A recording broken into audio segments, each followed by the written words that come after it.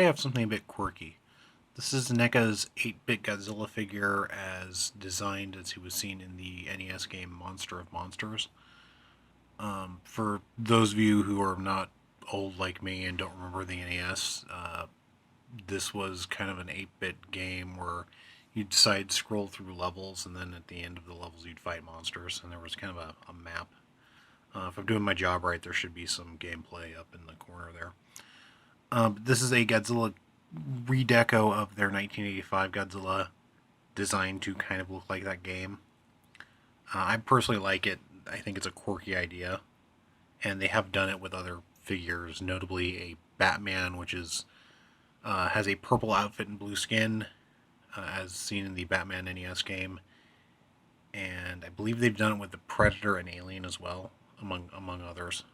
But it's a neat idea, and it's fun. It's a very kind of specific audience they're targeting, but I like Godzilla, and I remember playing that game quite a bit, so I picked this guy up.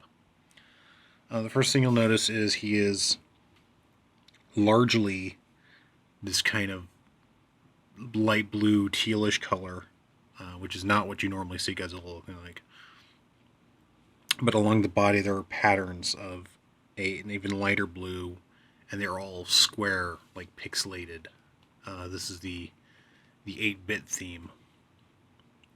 And beneath there is a darker color too. This is closer to what you would expect on Godzilla.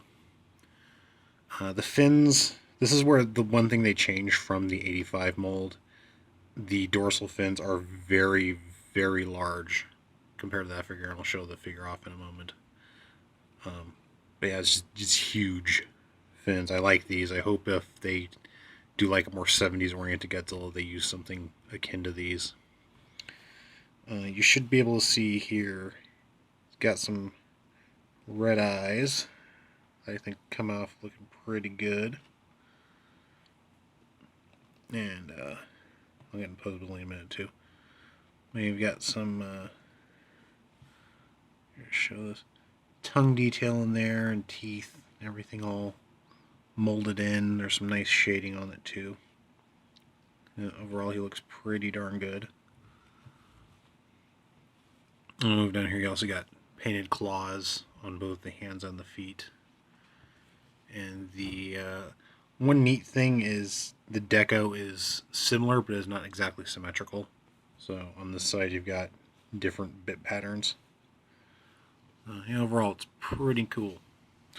So one thing I forgot to note was that unfortunately on the underside, you get down here, there's no paint on either the bottom of the tail or even the inside of the legs.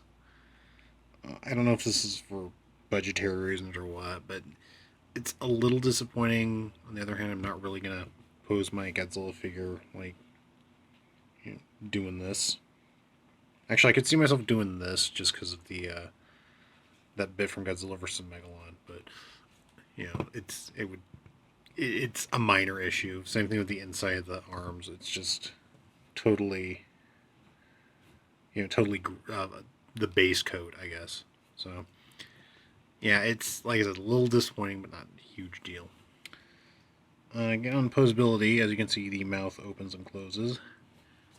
We'll go sideways. Let's use a side scroller. Head can go up this much, which isn't a ton. It can look down decently. There's joints both here and here, so you got some nice motion. Body moves, rotates a bit. Doesn't move back and forth too much, but the rotation's nice. Once you get to the arms, you got joints in here, so it can stick out, it can rotate around. This is not the best arm rotation I've seen, but I'm pretty sure it's probably better in the suit that the 85 Godzilla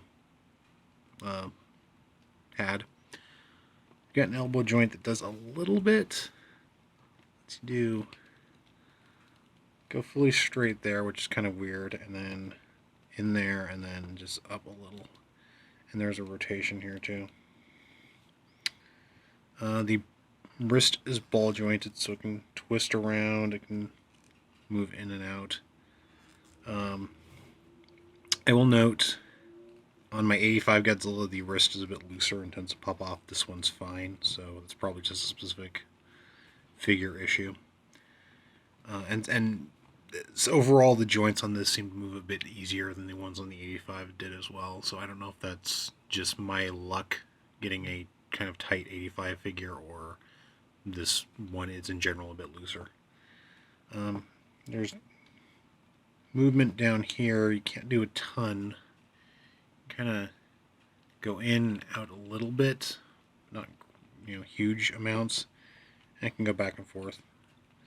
You got a knee that bends a little. Again, not a bunch. And a bit of rotation too. And finally, not finally, but and the foot is on a ball joint to move around. The finally will be the tail, which is the best part. So you've got ball joint like right here, and then 1, 2, 3, 3 other sections of plastic tail with ball joints that move around, and then this end is actually a firm rubber with a wire inside, so you can bend it around as much as you like. So good movement on the tail. Not as good as the Monster Arts, but this costs about a third of what the Monster Arts did. So, yeah, posability is pretty good for what it is. It's a figure based on 85 Godzilla, and as I said, I think the 85 Godzilla figure has better mobility than the suit did, because that was a pretty unwieldy suit. So I do not knock Godzilla for not being as posable as Spider-Man. So, speaking of the 85 Godzilla, we do have him right here. I am a big fan of the 85 Godzilla as well. Or 84 Godzilla, you know what I mean. It was billed as Godzilla 1985 on the package. As you can see, the back fins are much smaller, and of course the deco is a much more accurate dark green. Or, actually, I want to say dark gray. But on both of these, there is like the pebbling pattern. And one thing to note is the NES Godzilla, the 8-bit one, flosses and uses better toothpaste because his teeth are like pearly white, whereas this one's are yellowed. Same with the claws. So he has better grooming habits, I guess. But both, and like I said, their posability is about the same. This guy's a little tighter. Also do a quick size comparison because I like doing those. My handy dandy ruler, he is, let's say, about 6 inches tall. Just standing up, he's probably 8.5 inches. His estimate because the tail's variable length, but from the tip of the foot to the tail. And if you want them like fully extended, straighten up the tail fully. So, like as precise as I can be. Get like 11 inches from the nose to the tail. Well, decent height. Unfortunately, as I showed off before, not great next to Pacific Rim figures. Though I did get another one that goes a little better. This is Tacit Ronin, which is one of the, I think it was in the movie in Pacific Rim for like 5 seconds, but size is a little closer than the Gypsy Danger was. I remember the Gypsy Danger came up to about like here. Or Godzilla came up to about here on Gypsy Danger. I probably just because Tacit Ron's a smaller Jaeger. But something else, kind of generally sized. Here he is next to High Grade Unicorn Gundam, because it was still out from when I did the V2. So that's roughly the same size. And then, because he's always handy on my desk, Kuga, still doing the thumbs up. So good scale for a lot of things. Um, then one last thing, because this is actually notable. Let's see if I can get this in frame. The box art of this is basically the NES cover. And I think this image is from the Godzilla King of the Monsters posters or whatever back in the day. At least it looks like it to me. And then you open it up. You've got a window here, and you've got...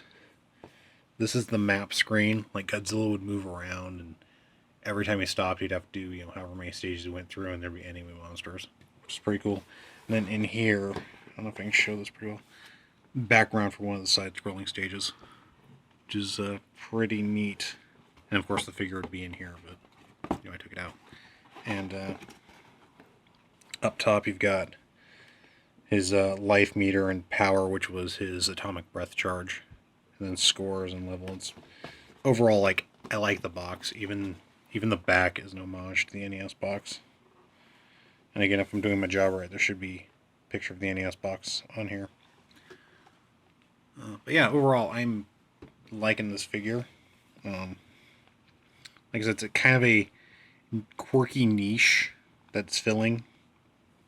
So if I'm part of that niche. Also, I pretty much jump at anything Godzilla related anyway. But yeah, if like either quirky Godzilla toys or quirky NES toys appeal to you, I would say go for this guy. He's $25, which is $5 more than this one. The paints, I mean, the box is worth it too, but the paint, I think, is just a bit more complex on this, so that's probably the extra cost. Or, they just figure they can get $25 out of NES fans, so I won't knock them for that. Anyway, that's all for now. So until next time, go watch some Godzilla movie or something. Unless they have Matthew Broderick. We don't like Godzilla movies with Matthew Broderick, do we?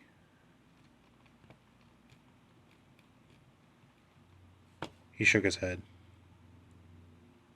Bye, everybody.